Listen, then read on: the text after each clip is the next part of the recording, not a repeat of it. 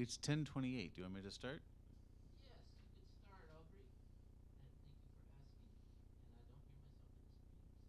And I don't hear myself in the screen, It's okay that you stopped, Aubrey. We're going to go live right now. Thank you. All right,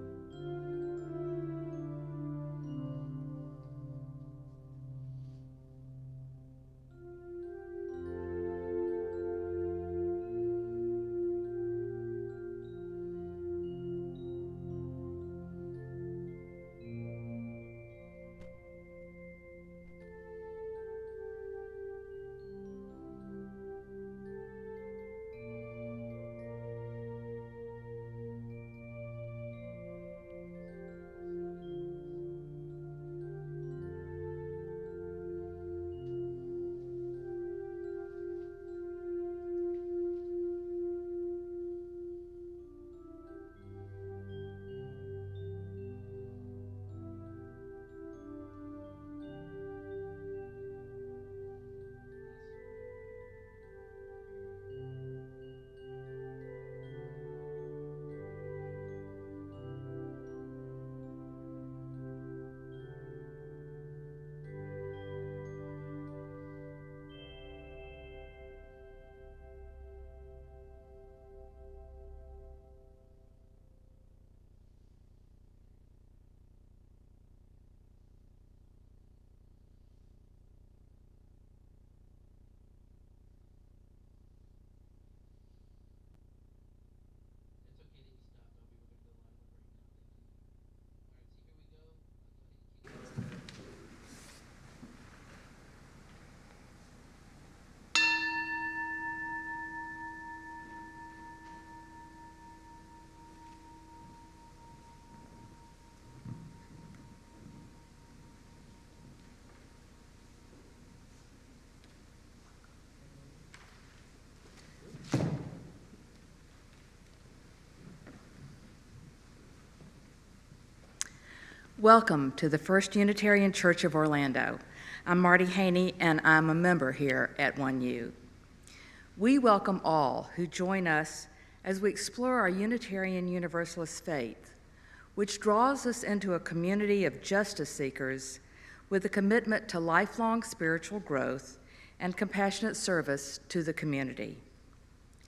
For more information about our congregation, you can go to orlandouu.org or email WelcomeTeam@orlandouu.org and join us after the service in our usual fellowship where we gather with each other and chat. One of the breakout rooms is the Welcome Center, where you can bring any questions you have about our church. The meeting number and passcode are on your screen, which will be repeated at the end of worship. All are welcome. Our continued love goes out to the Cook family as they plan Ann Cook's memorial service on February 12th, and the Boris family as they plan Mary Lynn Boris's memorial service online for February 19th. And RE families, please take a moment to check out the Children and Youth RE Facebook page starting tomorrow. We will be posting a new activity each day related to our weekly Soul Matters theme. Our other announcements for today are on slides before and after the service. All have links in the weekly update or are on our website.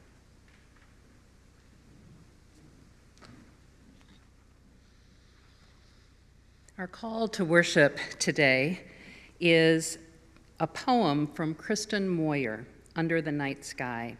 It may remind you of our candlelight ritual when we meet in person on Christmas Eves past. Once more we form the circle, shoulder to shoulder, against the cold night, breaths rising, flames passing, candle to candle, hands sheltering the tender light against the night wind, eyes reflecting flame, voices lifting silent night, and when my light blows out, again you offer yours.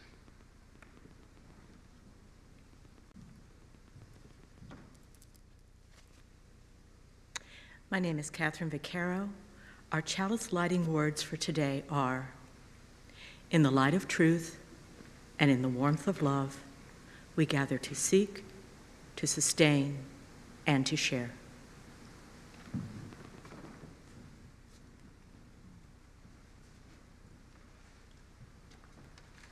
Good morning. I'm Karen Ramberg, and I am a member of both the Welcome Team and the Membership Committee. This month, our worship theme is Widening the Circle. Widening the Circle is a culmination of 3 years of dedicated listening by the UUA Committee on Institutional Change. And they were listening to what people in our communities have experienced within our faith. Once heard, these issues must be addressed. Each chapter focuses on a different topic that will help Unitarian Universalist congregations address the systemic change needed to be inclusive and loving communities. Today, we're exploring the chapter called Hospitality and Inclusion. And we are also using excerpts from Beyond Belonging, Building Communities of Love. This was recently published by Skinner House book and edited by our very own Linnea Nelson.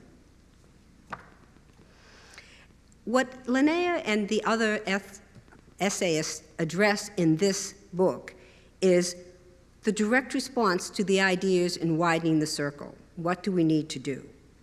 One way to explore the ideas of hospitality and inclusion is to look at what does community mean to us.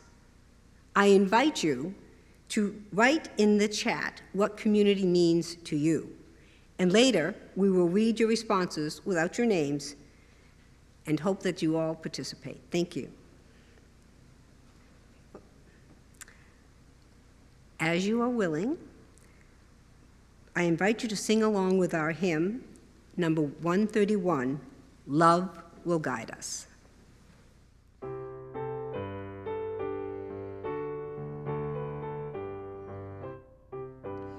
Love will guide us, peace has tried us, hope inside us will lead the way on the road from greed to giving.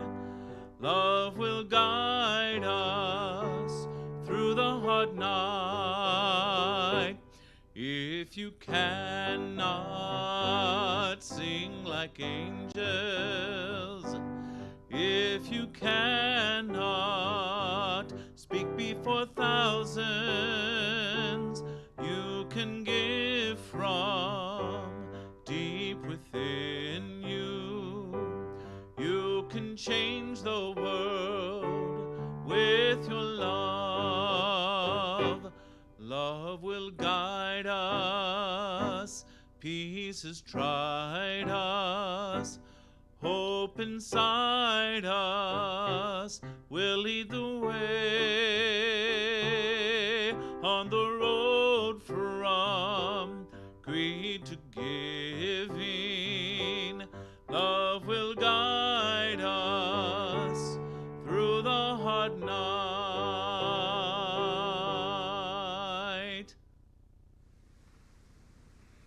Good morning. My name is Rhonda Rodriguez. Today's Time for All Ages is from an essay that captures two children's views of community from Beyond Welcome, Building Communities of Love. When religious educator Nicole Hodges Abbasi asked her 10-year-old child, "What does community mean to you?" the conversation that followed was filled with honest observations. Zaki, 10 years old, grounded his answer in his congregation. Community is a bigger group of people that do the same thing and honor or believe in the same thing. Since Zaki attends both a mosque and the Unitarian Universalist congregation of Frederick, Maryland, Nicole asked further, "When you go to the Unitarian Universalist congregation of Frederick, do you feel community?" Zaki enthusiastically answered, "Yes, I hear Reverend Carl talk about it all the time, like, we are a beloved community." "So Reverend Carl says that, but do you feel it?" "I feel it," Zaki said. "I feel like I just really connect with my friends and that they can help me sometimes and they're never mean or say mean things. They just help you when you need help and you help them when they need help. I feel like I'm in a community with them. It's not like school. Everyone likes each other. They're open to thinking, and so they're there to be kind to one another." Nicole asked, "Are there any other places where you feel a sense of community?" "School community, or my town, I guess," Zaki pondered. "I feel community lots of places. I feel community sometimes even in the woods, where it seems like there's no one, and maybe there are creatures less than an inch away from you. I feel it in nature." Children often have spiritual moments that go unquestioned by adults. Zaki embodies the web of life through his connections with the people in his communities and with nature. The Unitarian Universalist seventh principle honors the web of life, and Zaki clearly feels connected to both the people and creatures in his life. "Do you ever feel community when you go to pray at the mosque with your cousins?" wondered Nicole. "I feel welcome there. Everyone is saying Assalamu alaikum, which means hello and peace be with you in Urdu and in Arabic." "Are there any differences between the mosque and the Unitarian Universalist congregation of Frederick?" "They don't judge at the mosque, just like Unitarian Universalists. They never judge another religion, never judge another person." Zaki has captured the Unitarian Universalist first principle of affirming the dignity of all lives. His connection to two faiths allows him to bring his whole self to Unitarian Universalism. Attending a congregation where they can bring all of themselves, not just the parts that meet certain expectations, allows people to fully belong. Zaki continues, "They dress differently and speak differently, though." Zaki, at his tender age, notices the similarities before the differences. His observation that he feels unjudged in both places indicates a way of fully welcoming all to Unitarian Universalism. How people feel in a Unitarian Universalist community is paramount to their ability to engage fully and embody their faith as Unitarian Universalists.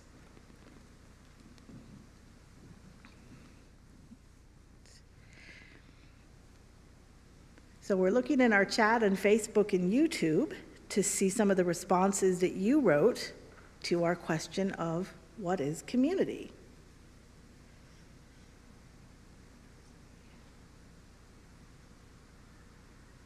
Kathrine says, "Community is connection, care for one another." And I have one, "We can be the change together."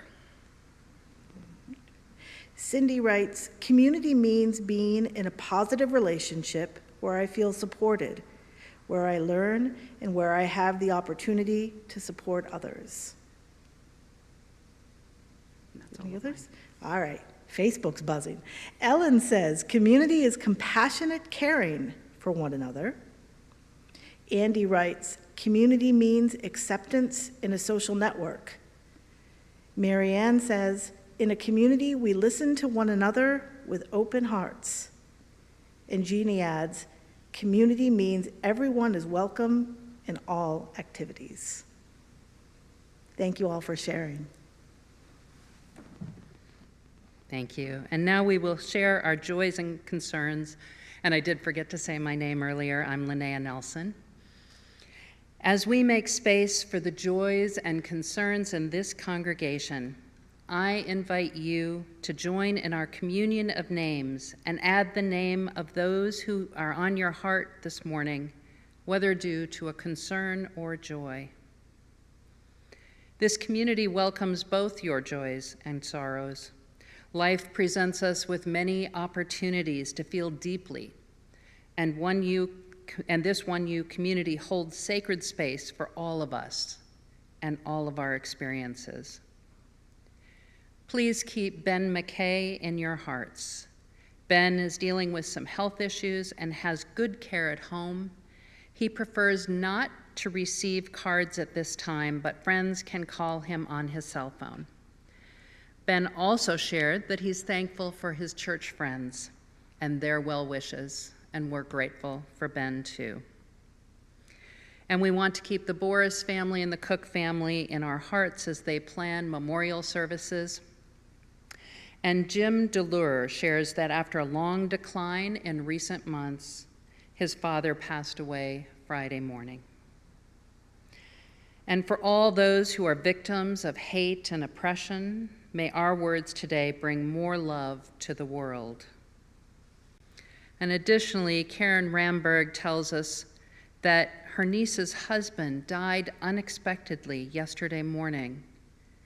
Please hold Leah and her whole family in your hearts as they navigate these difficult times.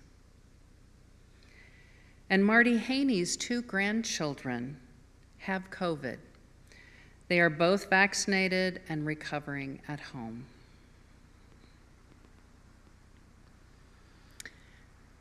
Our meditation for today are the words of Michelle LaGrave. Breathe in, slowly now. Breathe out. Breathe in, gently now. Breathe out. Listen to your breath. Listen for another's breath. Whether you are here in the sanctuary, at home, with a friend, family member, a cat, at the local coffee shop, listen. Now place your hand on your chest, or do so for another if they need and want your help. Again, slowly now, breathe in and breathe out. Some of us hear with our ears, the sounds we make, the sounds others make. Some of us hear with our eyes, watch lips and hands and hearts and arms and body movements. Some of us hear with our bodies, feel vibrations in the air and on our skin. Slowly now, breathe in, breathe out. Listen in the many ways you know how. As we breathe together, some of us on our own and others with help, so too do we live together. Gently now, breathe in, breathe out. Breathe out, breathe in. Together and apart, we are many and we are one. Breathe in, breathe out. Listen in the many ways you know how, as together we enter into the silence.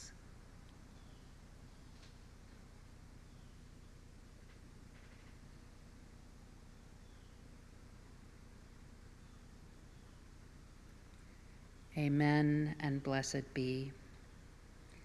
And we invite you to join us in hymn number 95, There's More Love Somewhere.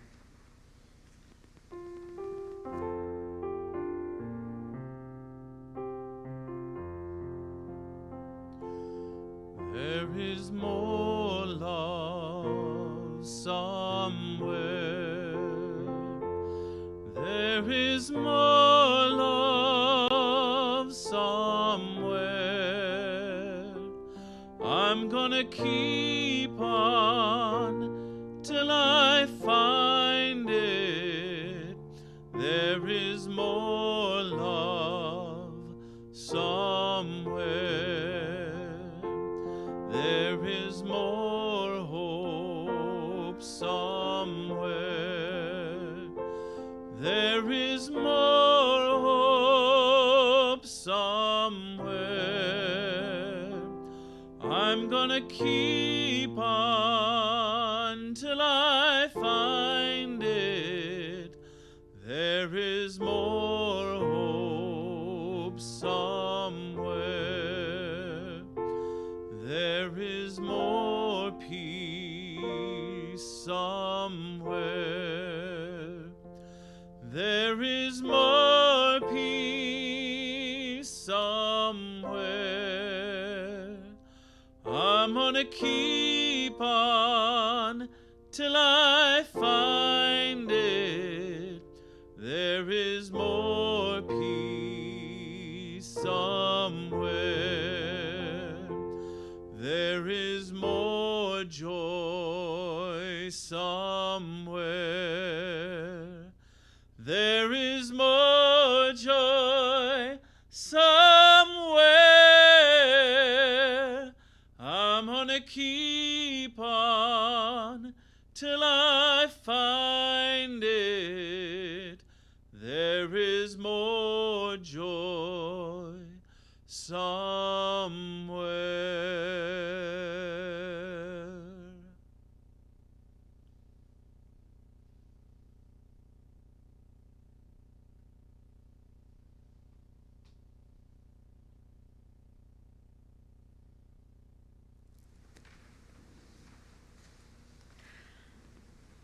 My name is Kathrine Vacarro.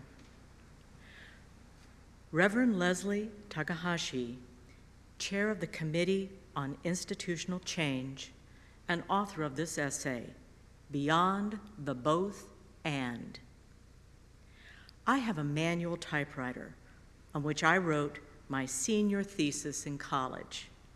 Though it was not electric, it had a mechanism that allowed the spacing to proceed at a rapid pace, which was pretty special at the time. The typewriter is in my garage now, up on a high shelf in its black plastic case. I think it will be something fun for when my grandchildren are old enough to mess with such things. I have had experiences with that machine I will never have with others. My thesis, letters home from college, because then as now, my handwriting is unreadable, early short stories, and I think even part of my first attempt at a novel. And yet, I can't rely on that typewriter as my primary mode of capturing my thoughts anymore. Now, I use computers, my phone, and even a digital recording device. My use of these would probably not be possible if I hadn't first had the experience of that little typewriter. I was in my early 30s when I first heard the concept of both and thinking.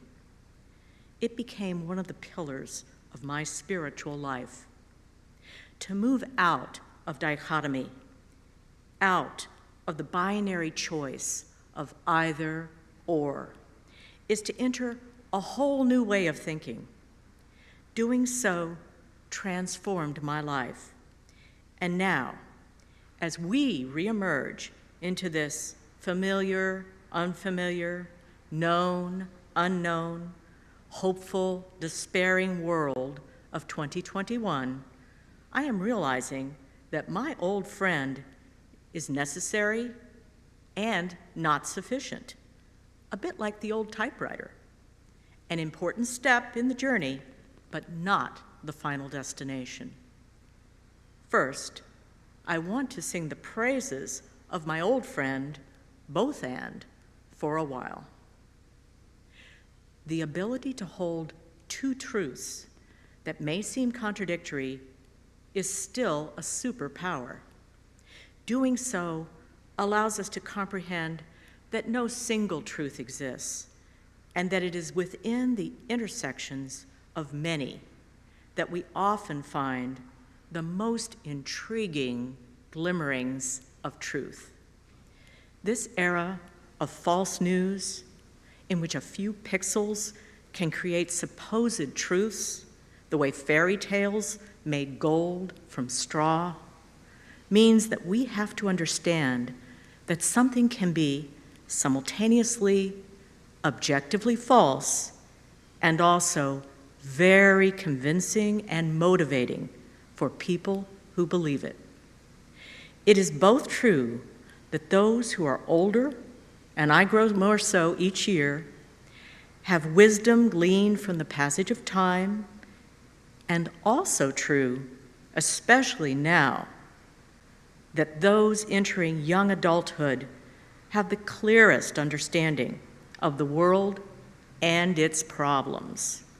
Both true.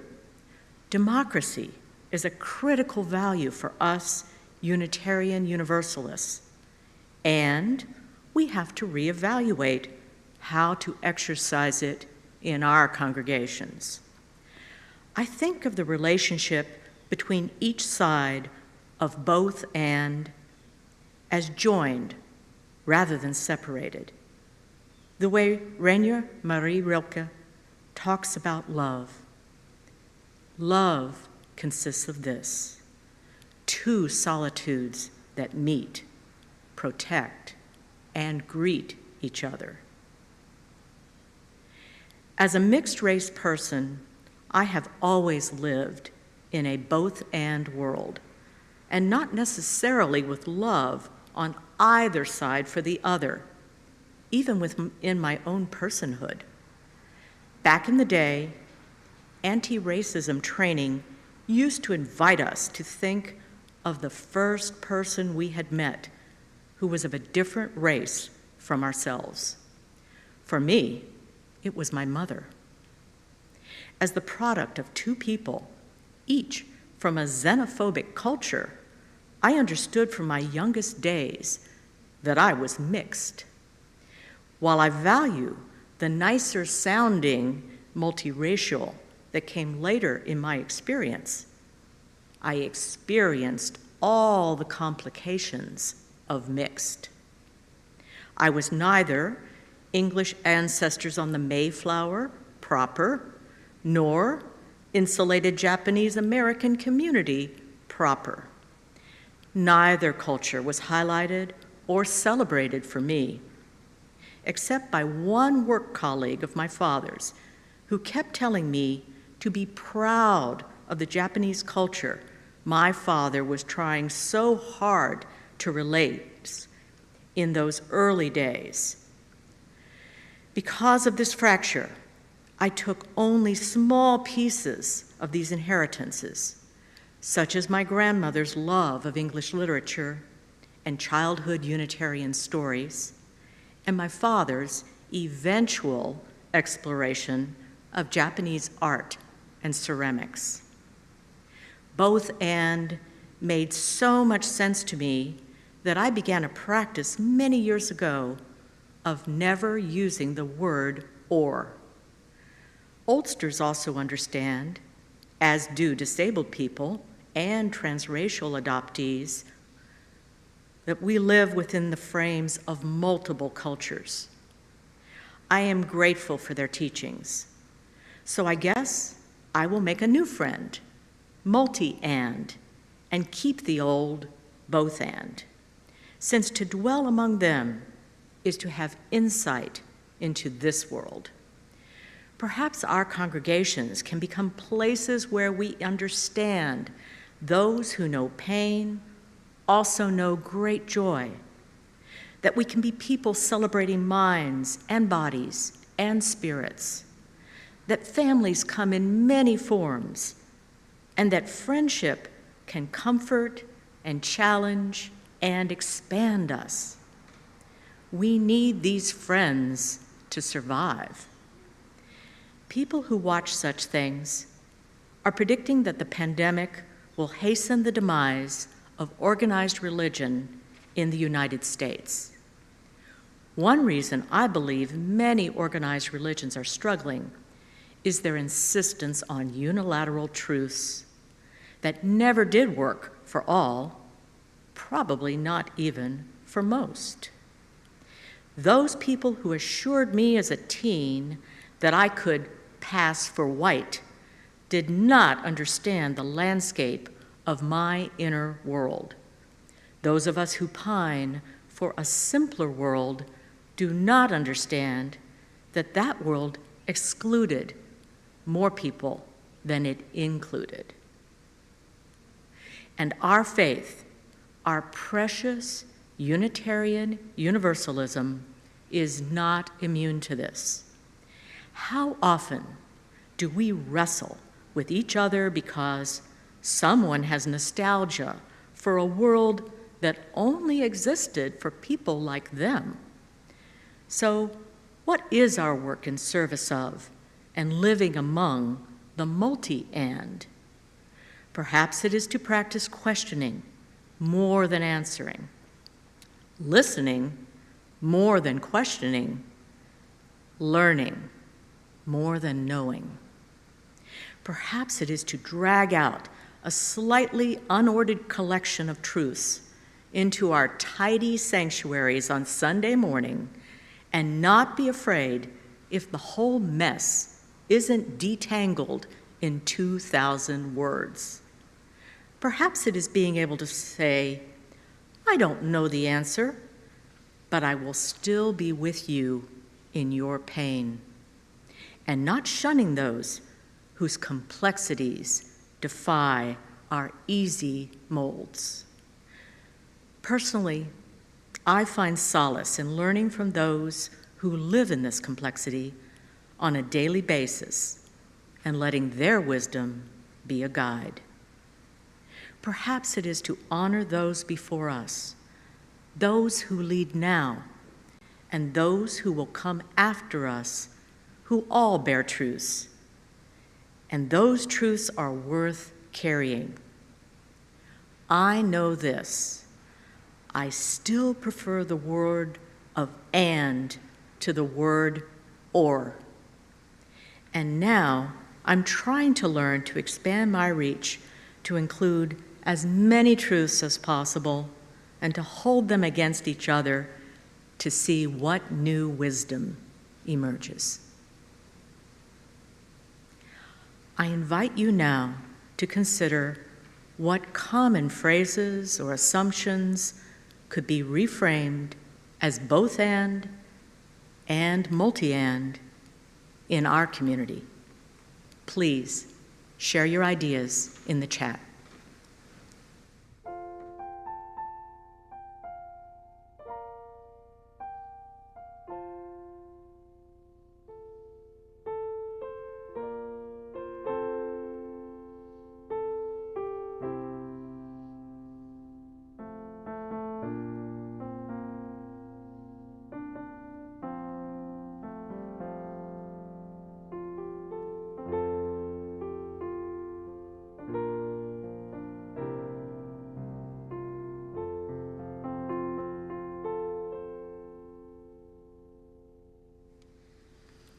So as we're watching for responses, a few things that came to my mind, where we often say new or long-term members, and maybe it's just members, new and long-term members.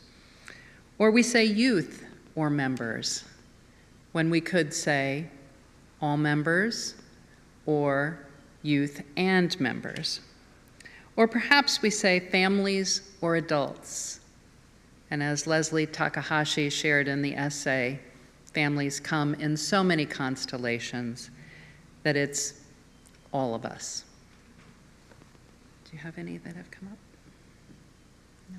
Okay, so those will be the ones we share today.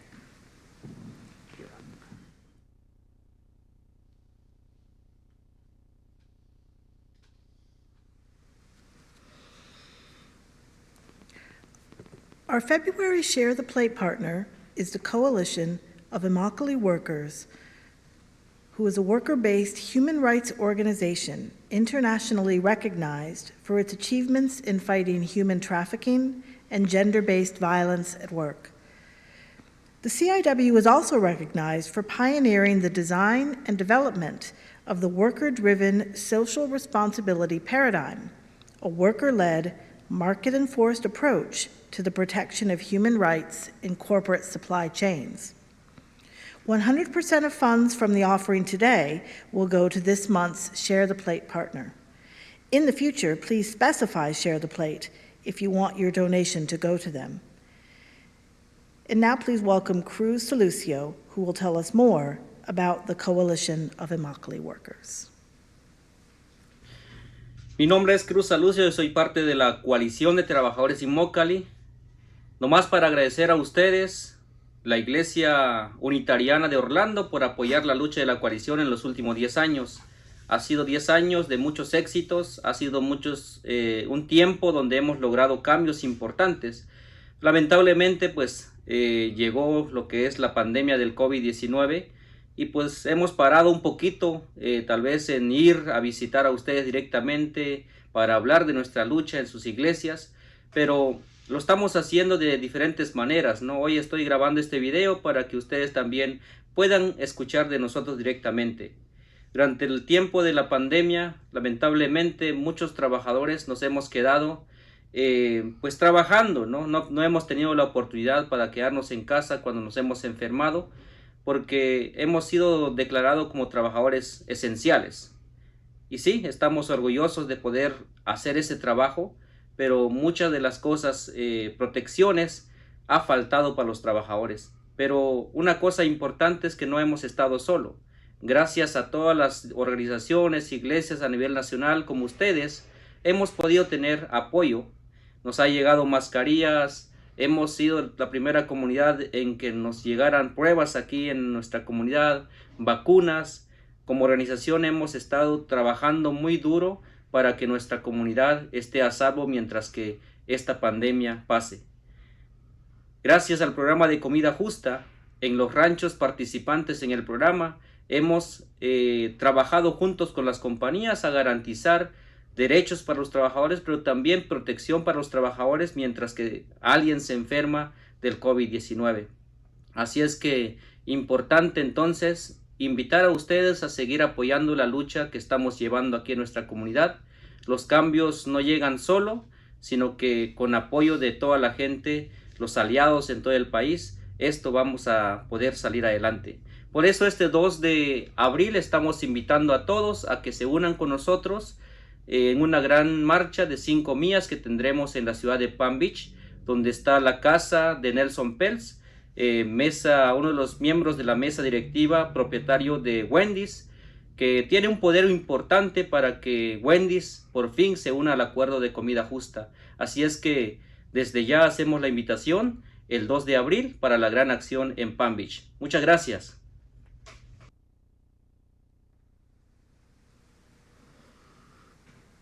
If you choose to give directly through the organization's website, please send an email to our program assistant, Gabby, to help us keep track of donations made by 1U members and friends. If you would like to contribute to the many ministries of this congregation, you can use the donate button in the upper right-hand section of the homepage, www.orlandouu.org.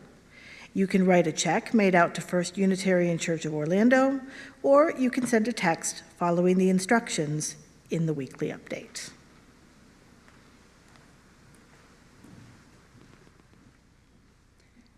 This next reflection can be shared in the chat or simply a reflection for yourself.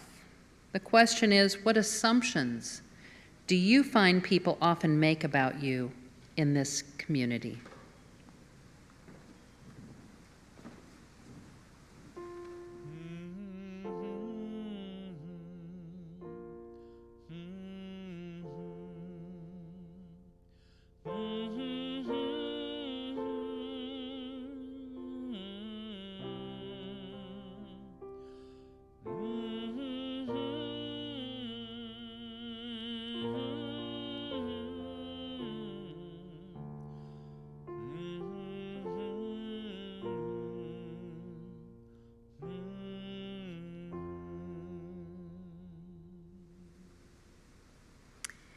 Here is an excerpt from the chapter in Beyond Welcome called A Circle for All by the Reverend Manish Misra Marzetti.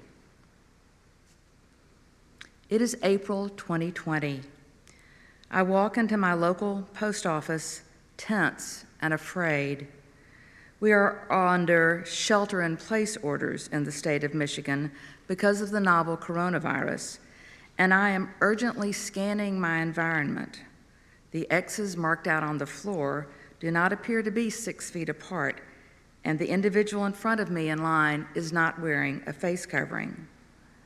I find myself wondering how many people the Postal Service employee I talked to has interacted with. I wonder how careful those countless people have been and how many of them might be sick.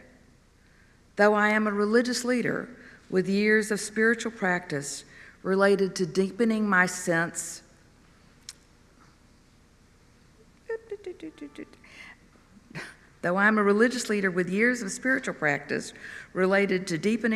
of trust and many years of teaching and nurturing others to do the same, in this moment of risk, I don't know if I can trust my environment or the other human beings within it. While distrust and fear can drive human beings apart, it is equally true, as social psychologist Donaldson Forsythe puts it in The Psychology of Groups, that across individuals, societies, and even eras, humans consistently seek inclusion over exclusion, membership over isolation, and acceptance over rejection. Our need to be with others and to feel a sense of connection and belonging in those relationships is as profound as, and perhaps more enduring than, any ephemeral fear that could ever grip us. Consciously and unconsciously, we look to others for recognition that we are included, worthy, and loved.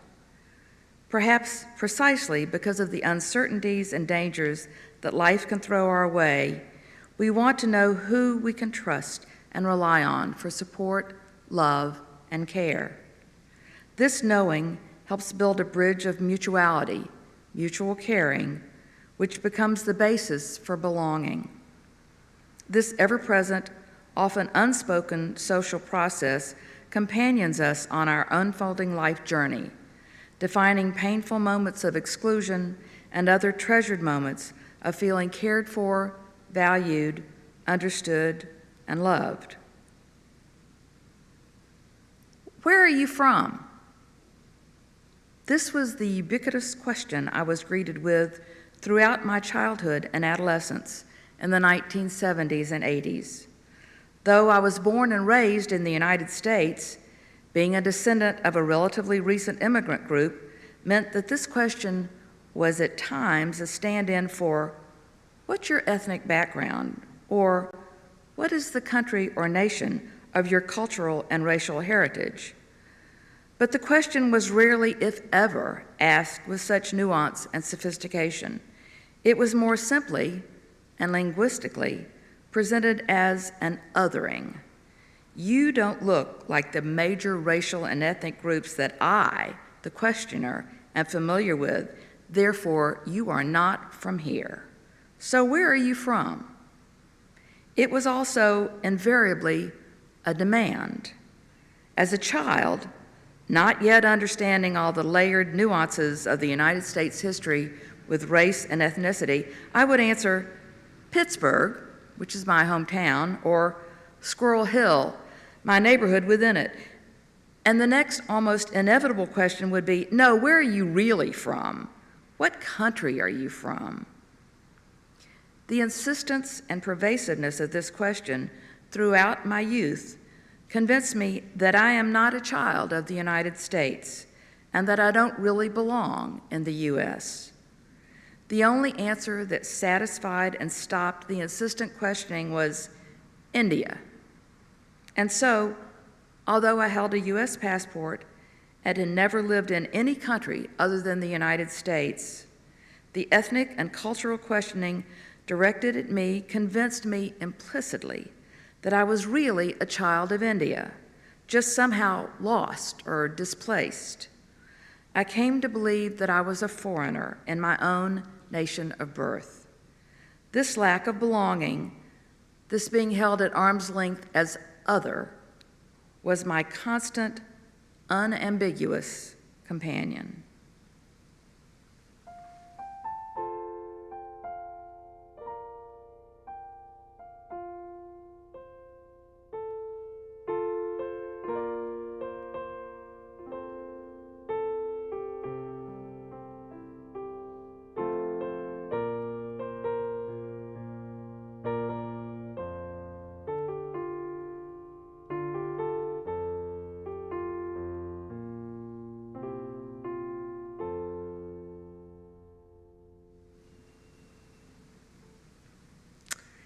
As I mentioned earlier, I'm a member of both the welcoming team and the membership committee.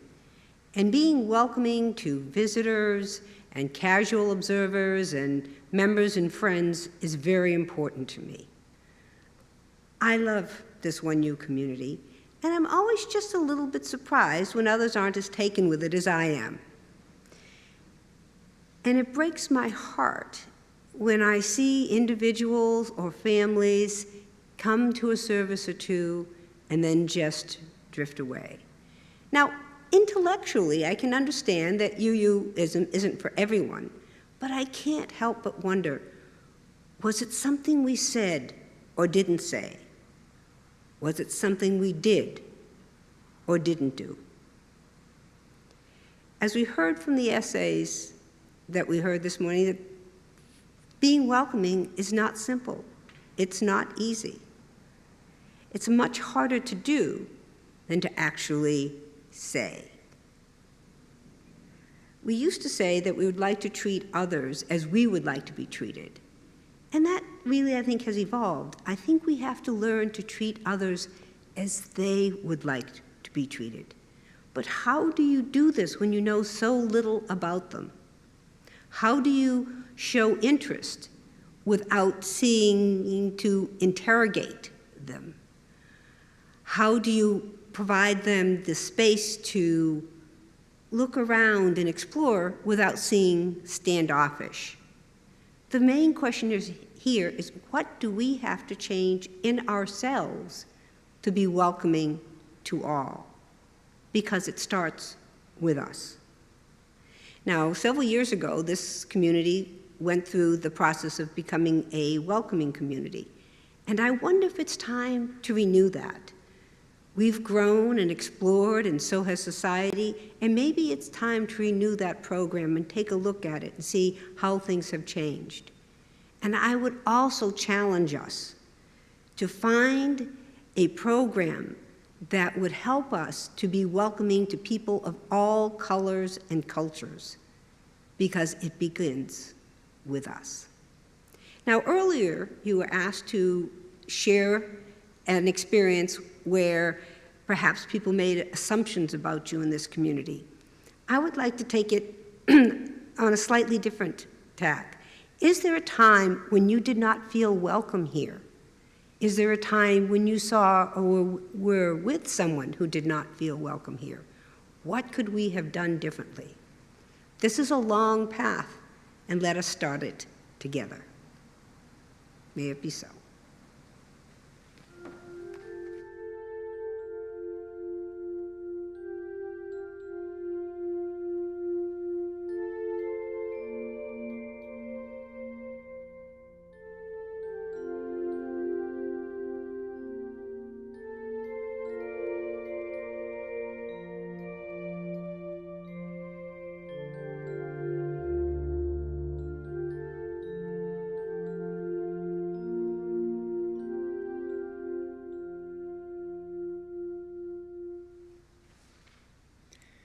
We have so much to learn about being together. But if we cultivate a Buddhist beginner mind and recognize that we are always just beginning, we can fully appreciate and honor our faith's past dedication to civil rights, our welcoming congregation program, and the other ways that Unitarian Universalists have created a more inclusive world, while still recognizing that our work is ongoing. By taking a closer look at both the joys of belonging and the responsibilities we have to one another, we can use this time to develop a spiritual power that will sustain us in the work of justice.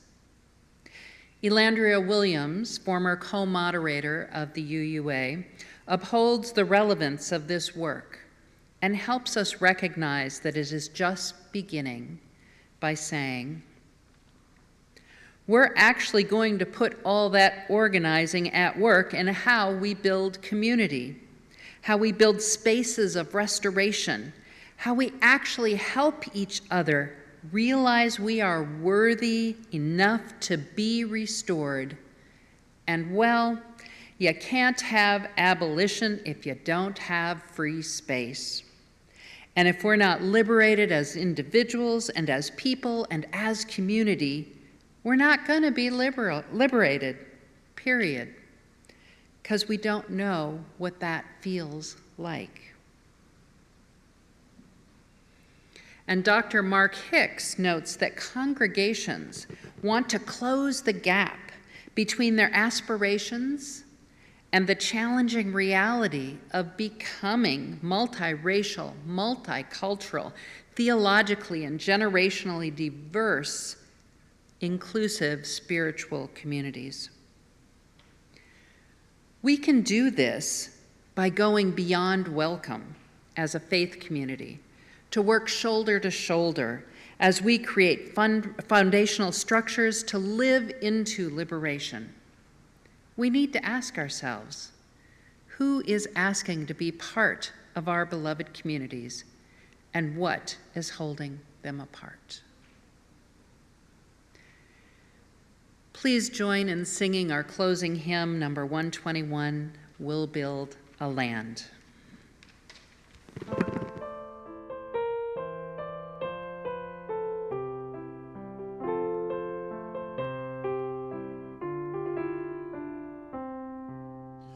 We'll build a land where we bind up the broken.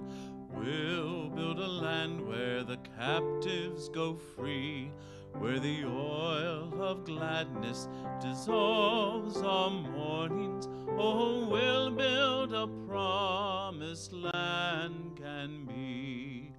Come, build a land where sisters and brothers, anointed by God, may then create peace, where justice shall roll down like waters, and peace like an ever-flowing stream.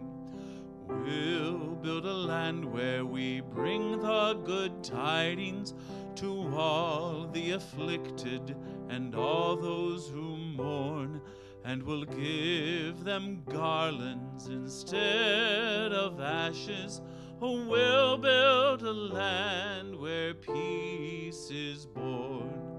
Come, build a land where sisters and brothers, anointed by God, may then create peace, where justice shall roll down like waters, and peace like an ever-flowing stream. We'll be a land building up ancient cities, raising up devastations from old, restoring ruins of generations. Oh, we'll build a land of people so bold. Come, build a land where sisters and brothers, anointed by love, may then create peace, where justice shall roll down like waters, and peace like an ever-flowing stream. Come, build a land where the mantles of praises resound from the spirits, once faint and once weak, where like oaks of righteousness stand her people. Oh, come build the land, my people we seek. Come build a land where sisters and brothers, anointed by love, may then create peace, where justice shall roll down like waters, and peace like an ever-flowing stream. The words for our benediction today come from the Reverend Teresa Soto. In this community, we hold hope close. We don't always know what comes next, but that cannot dissuade us. Rather, we know the way to the world of which we dream, and we know that by covenant and movement forward, by taking one right action and the next, one day we will all arrive at home.